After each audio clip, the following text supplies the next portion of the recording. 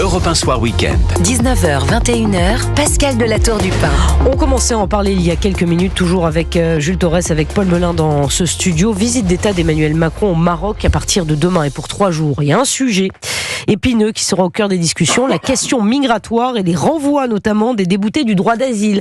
Parce que ça fait plusieurs années que Rabat ne fournit plus les laissez-passer consulaires nécessaires à tout renvoi effectif d'exilés sous OQTF. Alors ça devrait aller mieux puisque les relations entre Mohamed VI et Emmanuel Macron se sont un petit peu réchauffées, Paul Melun. Oui, c'est le moins qu'on puisse dire et c'est une très bonne nouvelle. Alors effectivement, il faut à mon avis mettre un peu d'espoir dans la relation franco-marocaine puisqu'on a reconnu le Sahara occidental. C'était une vieille demande du Maroc. Un certain nombre d'autres pays l'avaient fait avant nous et c'est très très important parce que à partir de la reconnaissance du Sahara occidental, nous pouvons demander aussi la souveraineté du Maroc sur le Sahara occidental. La souveraineté du Maroc sur le Sahara occidental qui était disputée depuis fort longtemps. Je refais pas l'histoire, mais c'est effectivement très important pour le royaume du Maroc et ça resserre les liens avec le Maroc, entre la France et le Maroc, et ça dessert un peu aussi les liens entre la France et l'Algérie, parce que évidemment, dans la zone, les Algériens n'avaient absolument pas envie que le Maroc puisse avoir la reconnaissance du Sahara occidental. Donc ça, c'est un premier point. Et grâce à ce point-là, nous allons pouvoir, nous Français, discuter avec nos diplomates de façon extrêmement sérieuse avec le Maroc sur le sujet des OQTF, sur la coopération par rapport aux groupes terroristes qu'il peut y avoir dans la zone sahélo-saharienne, parce que là, il y a véritablement des choses à faire.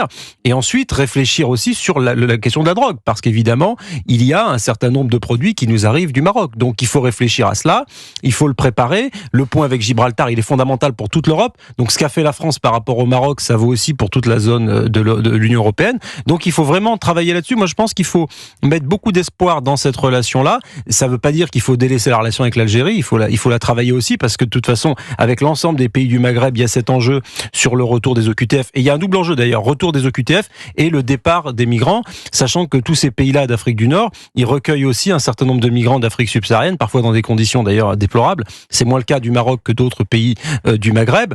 Mais là, véritablement, on parlait tout à l'heure du narcotrafic, là on est vraiment aux racines de nos enjeux, aux racines des problèmes de demain, aux racines des défis d'avenir. Donc, déclarer la guerre, etc., avoir des formules chocs sur les racailles ou je ne sais quoi, bon, pourquoi pas, c'est très bien, et Bruno Retailleau du reste a raison de s'investir là-dessus, mais il faut vraiment travailler sur les racines, pression sur les pays émetteurs d'immigration, pression pour qu'ils reprennent leurs ressortissants.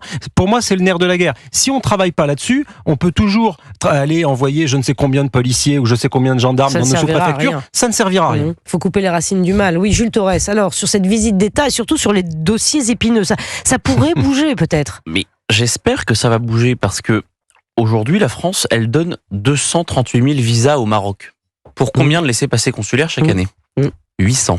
Vous vous rendez compte du décalage? Bien sûr. Le décalage, il est immense. On peut pas. Le problème, c'est que le Maroc ne veut pas récupérer ces délinquants étrangers. Aujourd'hui, on a 25% d'étrangers en prison. Vous croyez que le Maroc, ils veulent récupérer ces étrangers-là? Non. Veulent-ils récupérer, par exemple, le meurtrier présumé de Philippines, qui est marocain, qui n'avait rien à faire en France? Eh ben non, ils ne veulent pas. Donc, qu'est-ce qu'on offre aujourd'hui aux Marocains? Rien. Et donc, il faut activer quand même la reconnaissance du Sahara occidental. C'est déjà beaucoup, je suis bien d'accord, Paul. Mais il faut accélérer sur cette question-là. Il y a plusieurs leviers, il y en a 3. Il y a les douanes. On n'en parle jamais, mais c'est-à-dire qu'aujourd'hui, la France laisse au Maroc un désavantage sur les droits douaniers. Il y a un deuxième levier qui est celui de l'aide au développement. Chaque année, on donne des millions d'euros au Maroc. Eh ben, c'est très simple. S'ils ne veulent pas accepter nos laissez-passer consulaires, nous les délivrer, eh ben, on arrête tout ça. Et le troisième, c'est évidemment les visas.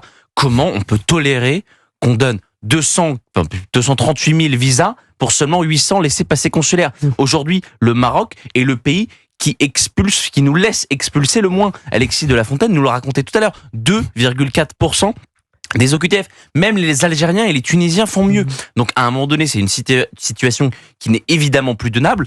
Certes, la coopération franco-marocaine sur le trafic de drogue fonctionne très bien, mais on ne peut pas les laisser continuer à nous mener en bateau sur la question de l'immigration. Ce sera la mission du président de la République, ce sera la mission de Bruno Retailleau. Je peux vous dire que Bruno Retailleau, il arrive avec des objectifs, il est en soutien du président de la République, c'est pas son déplacement, mais il va arriver avec des objectifs et il veut des résultats concrets. Bon, est-ce qu'on peut obtenir des résultats, vous pensez, Paul Melun? C'est vrai que c'est très compliqué, mais il a raison, Jules Torres, on peut pas laisser le Maroc effectivement accepter le moins possible de QTF. Bien sûr. Après, il faut voir qu'avec le Maroc, la France a une relation singulière dans tous les pays du Maghreb, parce qu'il n'y a pas de relation de colonisation, entre guillemets, comme avec l'Algérie. C'était un protectorat. C'était un protectorat, précisément, vous avez raison. Il n'y a pas de revendication. Il n'y a pas de revendications décolonialistes, ressentiment. Il y a beaucoup d'amitié, il y a beaucoup de familles franco-marocaines, il y a beaucoup de... Les élites dirigeantes du Maroc connaissent la France par cœur, les élites françaises connaissent aussi très bien le Maroc. Donc, toute cette relation-là, elle doit nous porter. Un autre argument qui, à mon avis, sera cité par les diplomates français vis-à-vis du Maroc, c'est de dire, écoutez,